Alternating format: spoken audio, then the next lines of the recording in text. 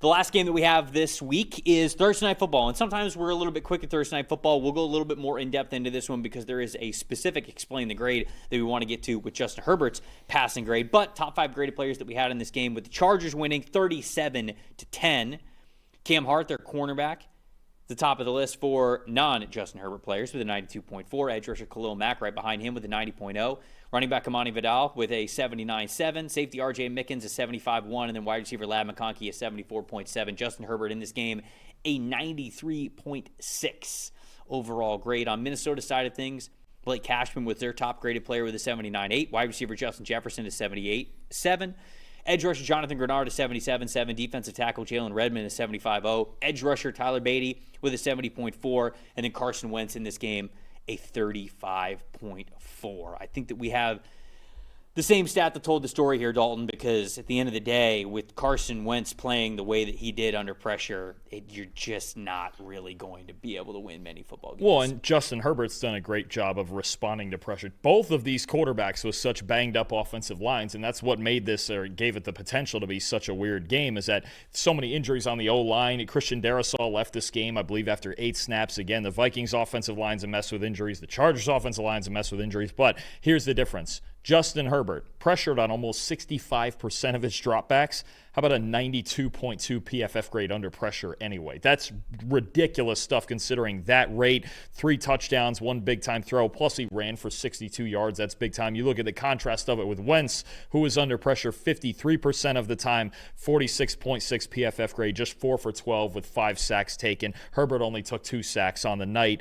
I mean, that's the difference. Justin Herbert has just made such a great adjustment over the last month or so to all of these offensive line injuries. And Joe Alt was back in this game, and he played relatively well, but you still have that entire unit that's kind of banged up right now. But Herbert making those adjustments and playing well anyway, just I think really just the toughness and the playmaking ability that he is showing, and as we saw once or twice in this game, where, you know, sometimes if you're trying to push those plays and trying to make things happen, you know, things can get a little unstable. We see it more often from some other quarterbacks outside the pocket that we talk about all. Caleb Williams is one we talk about a lot, but Herbert, it's really this new dimension of A, in the pocket, getting rid of the football quicker to protect himself, and B, here and there, we don't often see Justin Herbert scramble 7 times in a game, but he's been doing it more lately, and he really carried them to another win. He's honestly, the traditional box score stats might not say it, but Justin Herbert should be at least talked about like an MVP candidate for what he's trying to carry this team through. Yeah, so that sort of brings us into our Explain the Grade segment with Justin Herbert, because I know a lot of people were talking this after Thursday Night Football, and it's specifically, I want to break down sort of the categorization of the certain stats that we have, and people go, well, hold on here, like, we understand, because there are a lot of people who are out there who are like, okay, we understand that the passing grade would be high because there aren't any stats in this category, mainly turnover-worthy plays, but a lot of people have asked, okay, well, why? Because Justin Herbert, he threw an interception in this game, and he had another play that was a dropped interception that ended up being a no play because it was an incomplete pass. But both of those plays, one of them was actually a turnover, and then the other one was sort of like could have been a turnover, and it looked pretty bad when you're watching the game. So this is a really great way for us, or this is a really good, I think, example for us to sort of explain, again, our process and how we get to this point. So specifically, I think that we can easily talk about the interception that he had. So Justin Herbert snaps the football. He's holding on to it a little too long. He veers to his left a little bit. There's pressure in his face. Now, he is late to throw the backside route. And I don't know if technically it was like a backside dig route, because McConkey, it's more of like a curl or a comeback is what it looks like McConkey is running. But it's a cardinal sin, if you will, to be late on a backside route like that. And to be honest, if the play would have happened where the ball leaves Justin Herbert's hands and it flies straight to wherever he was pointing it to, maybe that does end up being a turnover-worthy play. But the reason why we don't categorize it as a turnover-worthy play is because it gets tipped at the line of scrimmage. And then at that point, we don't really have the power to judge exactly where that ball was going. I think both of us on this desk would look at that throw and go, that the chances of that throw going well were lower than what you would want it to be. Sure, But we can't really fault a quarterback for a result Right. that did not happen in a way in which the ball gets tipped at the line of scrimmage, and we don't know where the ball flight was going. Because who are we to say Justin Herbert can't make that throw? And that's either? the thing, is that Herbert's got an absolute howitzer of an arm. So there is the space. I went back and I watched that play plenty of times. There is the space for him to hit that. It'd be a hell of a throw, but there is a world where he actually gets that ball to where Ladd McConkey was. And not every quarterback has the ability to do that, but that is the reason why that interception doesn't go as a turnover-worthy play. Because when the ball is tipped at the line of scrimmage, we no longer have the ability to sort of judge exactly where it was going or what the end result would have been, or to truly deem that a turnover-worthy decision or not. Especially from within the pocket. And look, these happen all the time where a pass gets batted at the line of scrimmage, or even in the old, there's certain guys who can catch the ball directly just as it's coming out, just throw both hands up there and catch it. Especially when you're within the pocket, you just can't, it's hard to fault a quarterback for something like that. So, I mean, we see it every week. Somebody gets a ball tipped up 10 feet in the air and somebody comes down and catches it, and it's positive grades and all that for the defensive lineman. But those are the moments where you do have to separate. Like, he's got a few unlucky ones. He's got 7 interceptions this year and actually only 5 turnover-worthy plays, because he's got a few unlucky deflections and things like that, and even that one is one of them. So certain times it's not always, and that's why you always see that the turnover-worthy play number is not the same as the interception number, because there's some you do get lucky on, and there's some you get unlucky on too. I mean, I've seen guys who, especially at the college level, who have 2 interceptions on the season and 15 turnover-worthy plays. I go, oh, you're playing a bunch of defenders who can't catch. So it can be one way and the other. You can be a little bit lucky too. Right. So, I mean, as far as that goes, like you mentioned with that one, tip balls, generally, we're gonna absolve the quarterback usually, unless it was just some atrocious decision he shouldn't have made. But we're gonna absolve him of that one, just because there is a chance. Who knows if he gets that through? Maybe he threads the needle, maybe not. But the odds of that got a lot lower once the ball was tipped. I don't want to be clear. Like we mentioned that Justin Herbert has the ability to potentially be late to a backside throw and be able to complete it because he's got the arm talent to do it. That's not to say that we're not giving Justin Herbert specifically a turnover-worthy play on this one. If the ball were tipped at the line of scrimmage,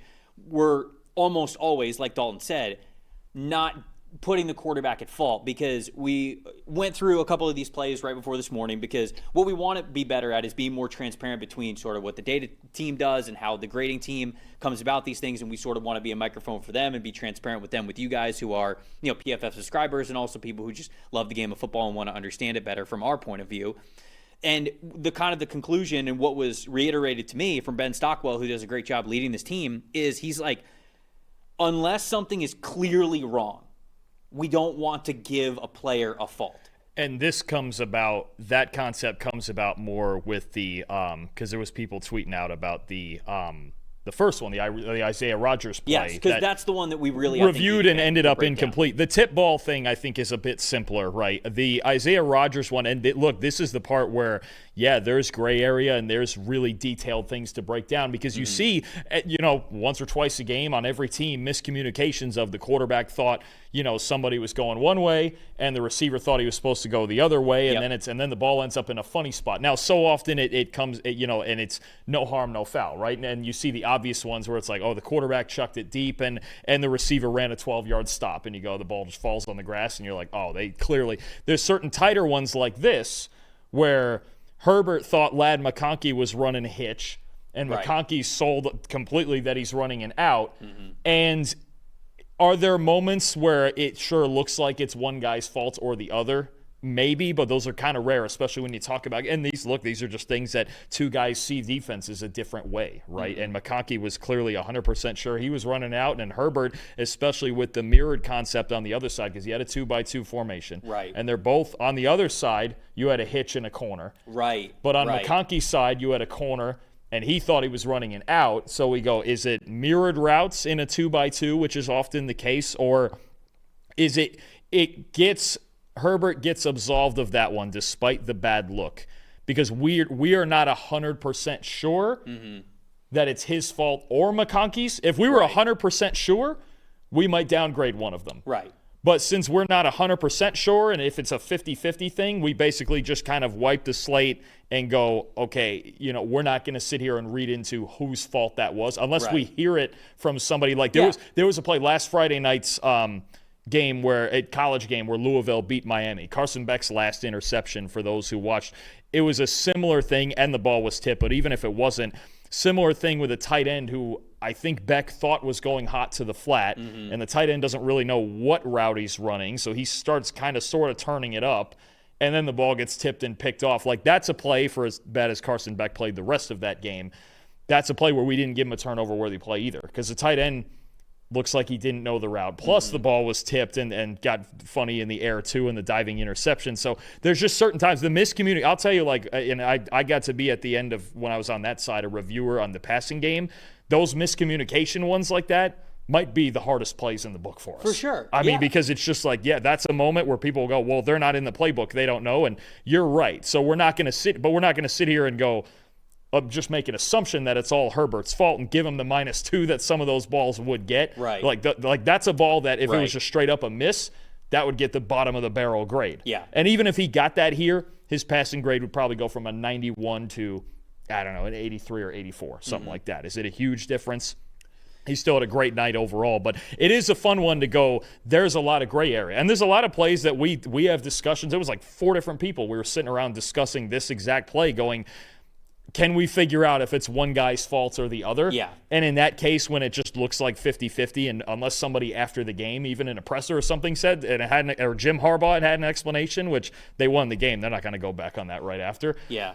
Then it's just, okay, we're gonna leave it alone and go, they got to work on that in practice. It's kind of that thing. And I think that this is a really good time to bring this up, because I think that we'll talk about this plenty as we do a lot more of this explain the grade things.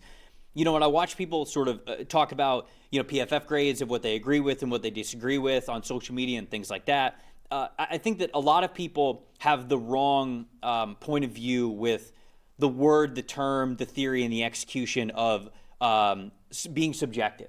And I think a lot of people look at being subjective and it not being like 100% like numerically concrete as a bad thing. And I would sit here and tell you that that's what I think is the best part about PFF, is that not only do we have the numerical data that is concrete and is the data, but then we also marry that with, I wouldn't use the word subjectivity, like I would use the word nuance. That's what I think that we do here, and that's what I think that we do really well, because when you evaluate the game of football, you have to be able to have both. You have to be able to have the data points that that you can point to that are concrete and they are cornerstones of maybe what an exact play might be or the expected result or whatever that is. But then you have to be able to go back to the film and sort of watch it play out. And you have to have that. Again, a lot of people say like, oh, PFF is subjective, so that makes it bad. Again, I wouldn't necessarily use the word subjective, although I don't think that those people are wrong. I much rather and would rather use the word nuance, because that's what I think that we're really trying to do here. And this specific play, in my opinion, is a great example of that. And there was something that you said there that I hope that people understand as well. There's a lot of misconception about what goes into PFF grading. And you talked about being on the pass game side of things when you were a grade reviewer, and you talked about plays like this specifically being some of the most difficult ones that if they happen in a week, that's what you're focusing a lot of time on. You mentioned right there, though, even as the pass game reviewer, it's not just you. When you have plays like this that are really sort of up in the air and there's a lot of different factors that could be here, and there's a lot of people that get involved. A lot of our highest senior data collectors and graders will kind of come together on these plays, and you guys will have these little meetings like on Monday morning. You'll say, hey, here's this play. What do we all kind of think about that? And that is, there's so much collective football watching experience that is from that it gives you a lot of faith in sort of the conclusion that you're coming to. And like we said last week when we were talking about PFF grades, do we get perfect every single time? No.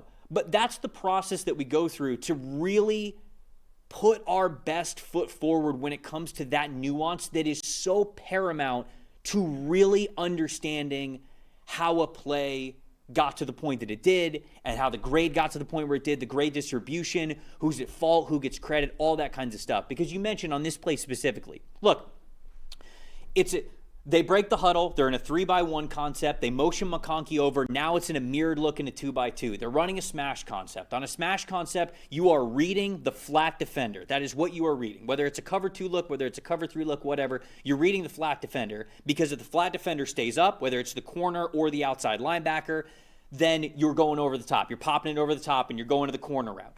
If not, they're normally, when I've seen a smash concept before, a lot of times when I've seen smash concepts, it is like that hitch or that curl that's combined with an over-the-top corner route. But sometimes I've seen it where it's a corner out, but it's also a speed out. Like it's an out to the sideline. That condensed look changes things a bit. And when you have a receiver that it is as savvy of a route runner as McConkey, sometimes you tell him, hey, you get the option here.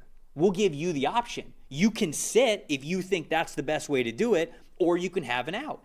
And it's then up to the quarterback and the wide receiver to have that type of communication. And chemistry, I think, is the big part. And on that play, it was much less of a Herbert absolutely made a bad decision, and it felt more like this is a miscommunication. And with that being the case, we don't want to give a turnover-worthy play unless we really feel like it's a turnover-worthy decision. And so, again, that is something that I wanted to do here on this show. It's what I want to continue to do moving forward, because I really do love so much about what we do here is we are trying to do the difficult part of marrying data and nuance into how a play comes about, where the credit is, where the blame is, what the result is, and all of that. So that's sort of how we got to that point with Herbert. Anything else here on this one? I don't think it's a whole lot different than like even before when we talked about,